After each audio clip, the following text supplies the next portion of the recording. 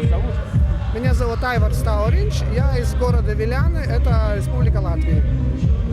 И вот скажите, на вашу, как вы думаете, такие мероприятия нужно проводить? Конечно, вы сделали символом вишню. То есть каждому городу, наверное, нужно какой-то символ, который бы смог мобилизировать местных людей, и чтобы другие люди приезжали из округа, да, скажем так, из других стран.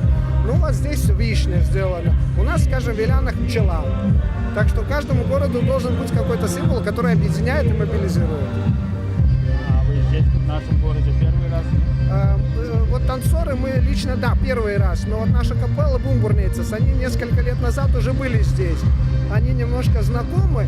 И ваш коллектив, который сегодня руководит мероприятием, он был у нас в Вилянах, так что мы уже знакомы, уже как бы дружим уже.